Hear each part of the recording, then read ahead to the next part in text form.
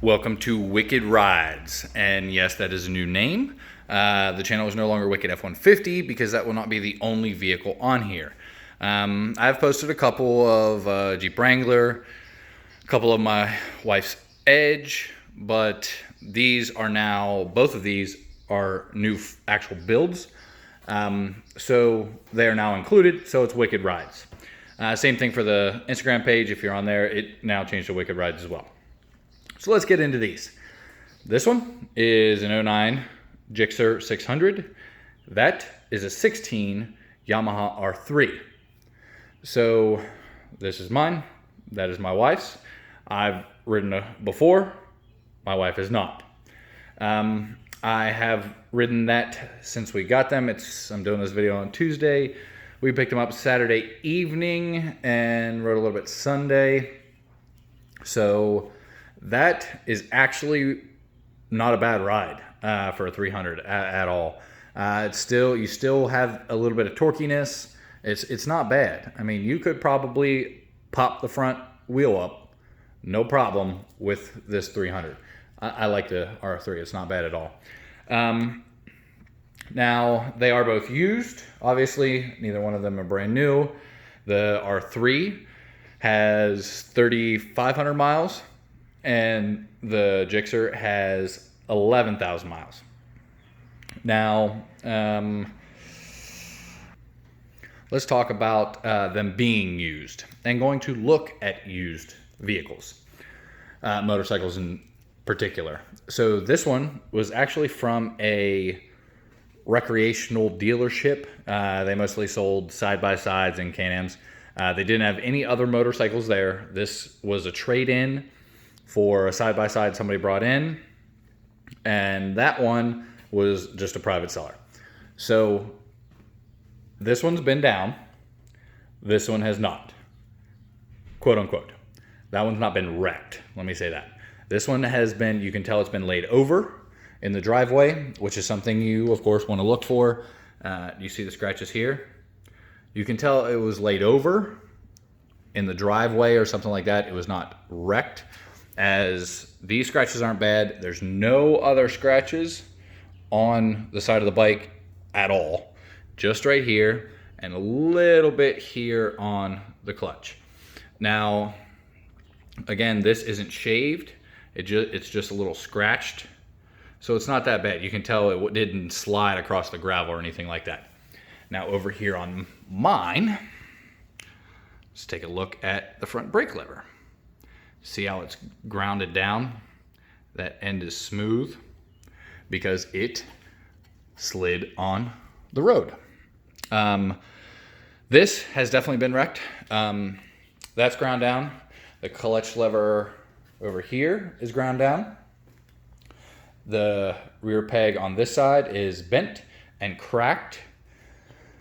It does have scratches down this side of the fairing. That's it for fairing scratches.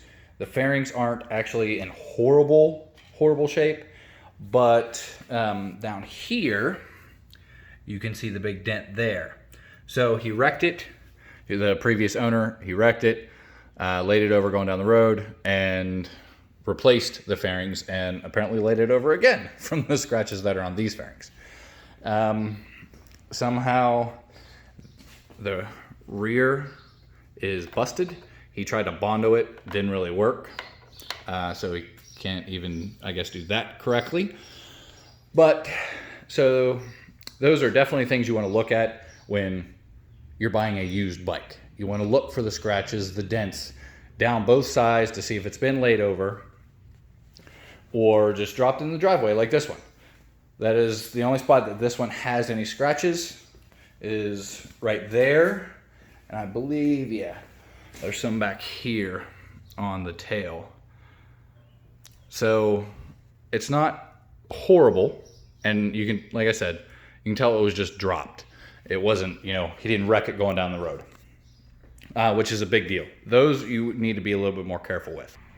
Now, if you can tell, obviously mine has some pieces off of it. My wife's does not. First thing you want to do when you get a used bike is, after you've brought it home, If you don't know, or the previous owner was a little shady about it, you want to check the oil, check the color, and of course that would be in the sight glass there. And once you pull the bike level, the oil will fill that sight glass. You can see the level, how much oil is in it, and the color. Now, both bikes were dark. This one actually has an oil light indicator, meaning it needs to be changed, and it was blinking. When we got it, we went ahead and washed both bikes and changed the oil in both bikes. And that's where the problems start, I guess, with the Gixxer. So the oil, extremely strong gas smell from the oil that was removed. Extremely. It didn't even have the thick consistency anymore. It was just gas. But the bike runs fine. I test drove it at the dealership before I took it, and it rode fine. There's no weird sounds, nothing. Starting, no issues. There's zero mechanical issues from this bike that you can feel or hear. From my perspective, I'm not no motorcycle mechanic, so I mean, they may say something. But like I said, I've ridden before, and it doesn't sound any different than any of the other ones. So, other than the stock exhaust, which has to go. That I don't like. You can tell that I'm assuming it would be out in the rain. All these bolts are rusted to hell, and they don't come out. These, I cannot get them out. They are just digging into the plastic. So, and I WD-40'd them, let it set, and still won't come out. So I'm going to have to just try and drill through them to get them out, because, of course, one of the projects is repainting this whole bike. So the reason the bike's apart now, to continue, is the gas and the oil. I redid the oil, and I personally did not overfill it. I went by the quarts that we got.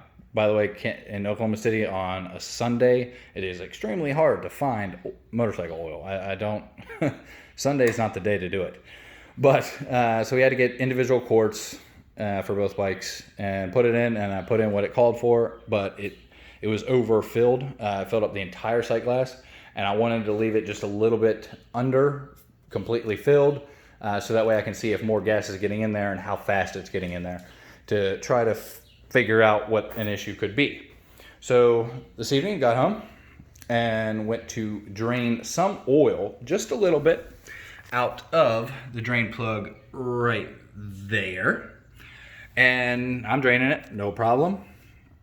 And then I go to retighten it with the drill so I could retighten it quickly.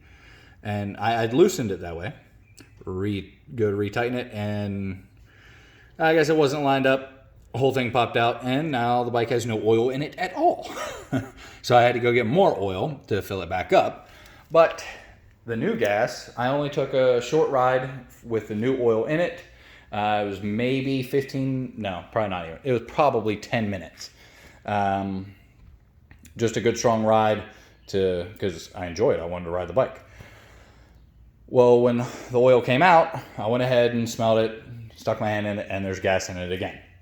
So these bikes will take some oil if you don't run them up to operating temperature to be able to evaporate the little bit that gets through. It'll go there. So that may be an issue. That may be all the issue is. I just haven't driven it enough. The whole round trip was probably less than 10 miles. Actually, yeah, probably around 5 or 6 miles round trip.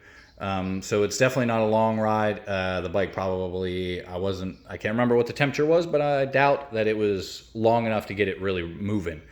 So that may be all my issue is. No big deal. Plus, I don't know the previous maintenance schedule done on this bike. The dealership, like I said, they are not a motorcycle dealership. They did nothing. They didn't inspect it. They know nothing of any maintenance records, zero. So I went ahead and popped the gas tank, full gas tank, by the way, and pulled the air filter here The gas tank's being held up with a rubber mallet. Yes. But pulled the air filter, and it does have a slight gas smell, which again can still just be from it not burning everything off, a little bit getting in there. It can be completely normal, no issues. But I want to go ahead and put a new one in. It's dirty, so I need a new one anyway. Again, don't know when this guy performed any maintenance on this bike. So went down to O'Reilly's, grabbed more oil. Luckily they had 3 left because I'm using Mobil 1 10W40 and of course 4 motorcycles. They only had 3 left, thank God. This bike takes just under 3. So, but the air filter won't be here tomorrow. So I'll put it all back together tomorrow, brand new filter, brand new oil, and I'll actually give it a good ride and come back, let it cool down, probably the next day, come back and check the sight glass.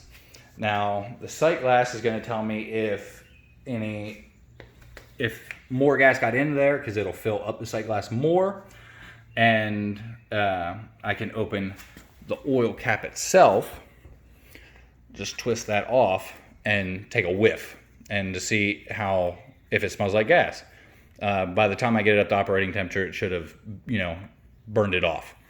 So we shall see. I pray to God this does not end up being or turning into more of a project bike than what I wanted. I don't want any projects mechanically.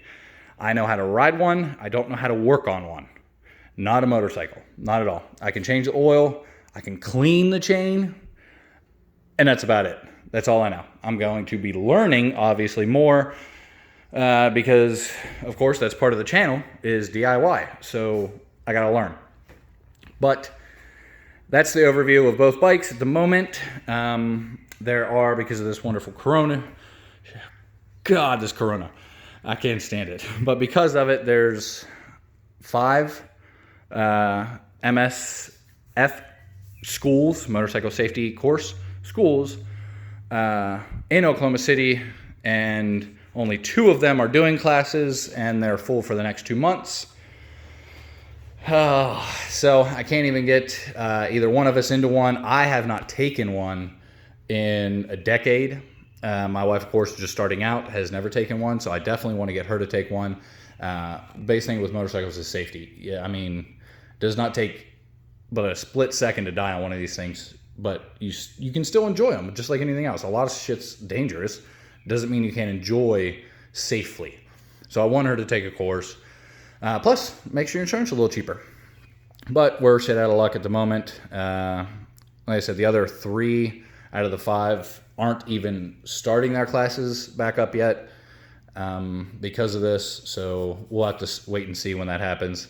So we're just going to go ahead and move on. Wait for the courses later. But I'm teaching her how to ride this in a local school parking lot. So, of course, they were already closed, but it's summertime down here. Schools would be out anyway. So she's learning on that. We're actually about to go here this evening once it cools down a little bit and head over there so she can keep learning a little bit. She's only driven this thing maybe 45 minutes, and she's already doing great. I have no doubt that she's probably going to end up being better than me. Especially safety-wise, because I'm a guy and I'm a dumb guy. What do you expect? But the list of stuff we're going to do mechanically, nothing. We're not tuning these bikes, which, let me rephrase that. I may have to do mine. So taking off the seat to get to the pull the gas tank, I found this wonderful little cord. This previous owner has on here. He had something in here. This is aftermarket wire. I don't know what it's for, and there's nothing plugged into it, into this wire here. There's nothing. So I don't know what was plugged into it. So I'm going to try to look up motorcycle tuners and see if this little plug here would be for one, or because I have no idea what it could be for. It's going to nothing.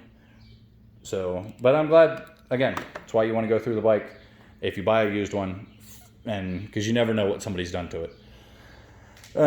But both bikes are going to get painted. All the decals removed, new decals put on. Of course, new windshield for her. These wonderful turn signals are leaving. I was looking up ways to get rid of them, and there's TST Industries makes a flush mount, so we're probably gonna look into those. Maybe anybody else. Of course, you can get everything pretty cheap on eBay. Whether it works or not, you know that from the truck build. So we'll see about that. This I already have. Of course, you see this mirror, this little piece busted, and it shakes horribly going down the road.